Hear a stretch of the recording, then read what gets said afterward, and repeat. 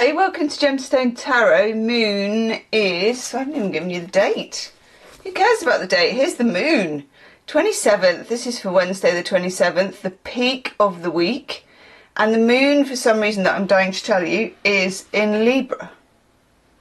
It's in Libra quite a lot actually. Moved into Libra Monday, Tuesday, Wednesday. So it can't be here for long. No, okay. So it moves into Scorpio, 2:27 AM. So really, the moon's in Scorpio, kind of. Okay.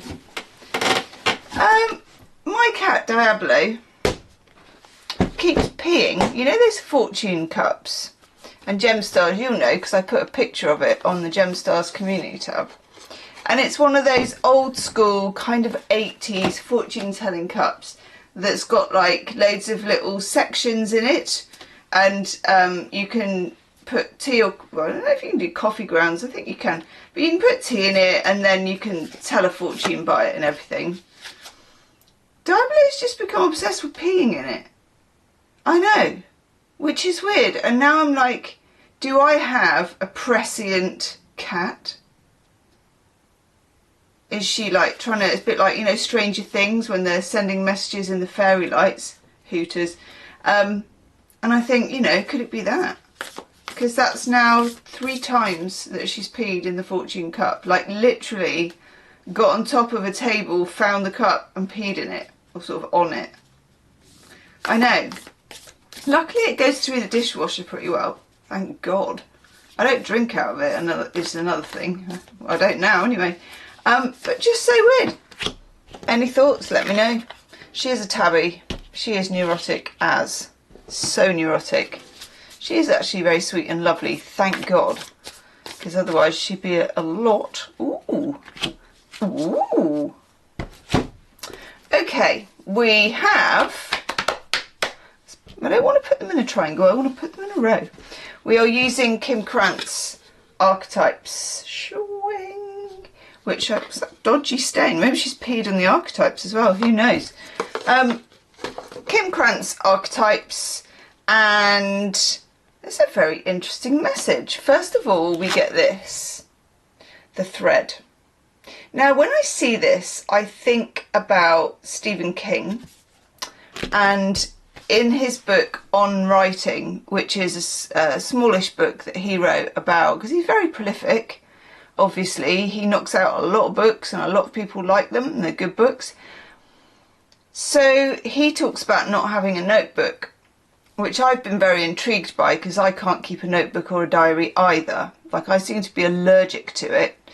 And he says, I just look for the little red thread and I just keep kind of following it and pulling it and hope that it takes me somewhere.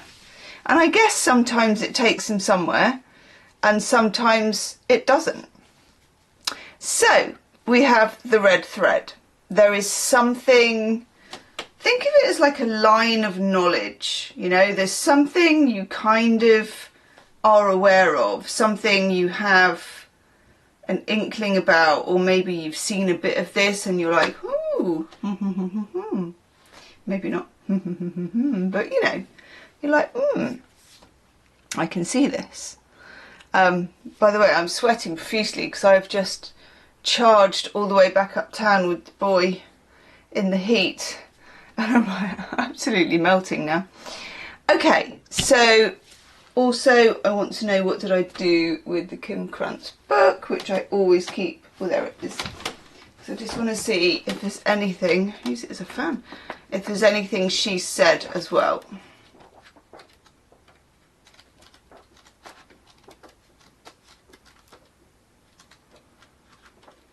Okay.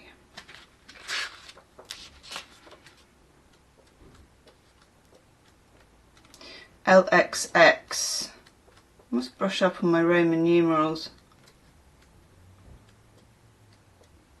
Okay.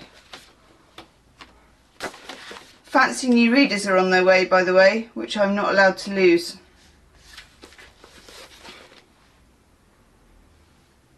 Recall a moment in your life when you felt fully alive.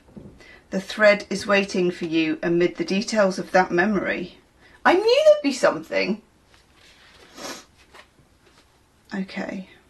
Yeah, this is about life being a tangle, so much happening simultaneously. The thread, we strike the deepest vein in the body. When we connect to the energy of the thread, we strike the deepest vein in the body, and our whole being responds to it. The simplest incident could activate the thread, a song, an image, a conversation. Wow, if we're connected to the thread, we are free. Being tethered to that is the only anchor that our heart requires. This is why we don't need a notebook, people. Okay, the path, the vein, the circuit. Then we get, joy, the ring. Which is one of those kind of, is it over an eye? It is, isn't it? One of those kind of complex rings, you know, like people have with 3 different colours of gold. And then they sort of go on their hand and they all slip into one thing. It's really cool, actually. So we have the ring. One moment. LV11. Ooh.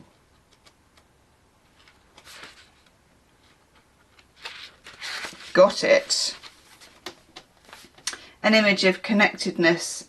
Seeing life not as linear, but a series of progressive achievements. I think that's a bit like the red thread, actually.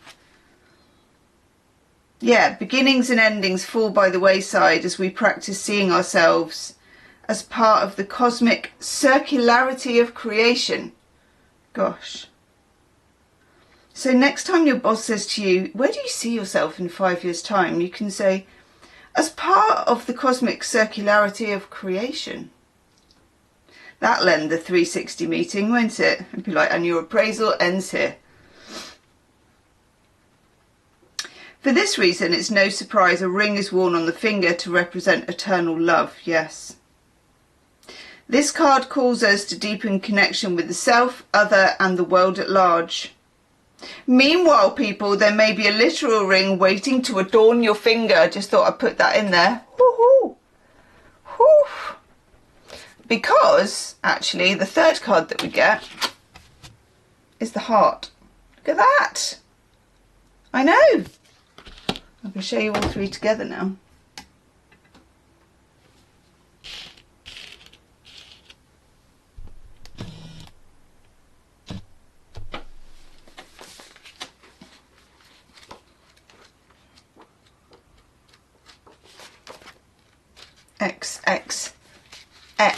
EX1. I suppose the X's could be kisses.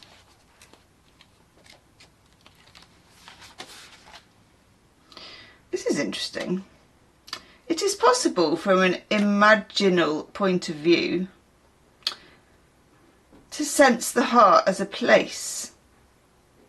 Either we are there within the realm of expansion or compassion, or we've drifted somewhere else and there's no in between.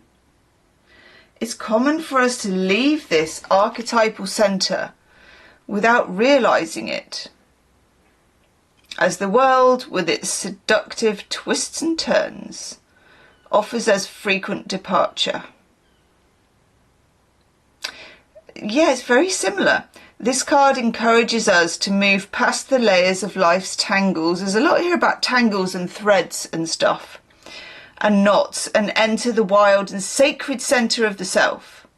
The most precious throne in the galaxy awaits your return. Oh, the seat of the heart. Okay, I wondered what they were talking about then. Okay. So, sitting in your heart, being present in your heart, or leaving the seat of the heart. So the most precious throne in the galaxy awaits your return. Go deeper with Wild is the Wind by Nina Simone. Oh, love a bit of Nina Simone. Okay. So the thread kind of shows you the way, but also it's about pulling the right thread. So some threads will lead to tangling the whole ball of wool, and some threads lead to untangling the whole ball of wool, and it all just goes diddle-diddle-diddle. So if you pull it and there's resistance, try a different thread. Then the ring is about being connected to your heart, actually, again, and connected to others and connected to whatever the purpose is of that. And then the heart is telling you that there's a very nice seat here, so come and sit down. Be seated in your heart. All of those three things go together and are very connected. That's kind of a thread that runs all the way between the three of them. Whew. Gosh. I'm going to go and have a nice cold drink with some ice in. That's what I'm going to do. Do check out your monthly readings. They're coming out. They will be in a little playlist in the description box below. And I'll see you tomorrow. Namaste.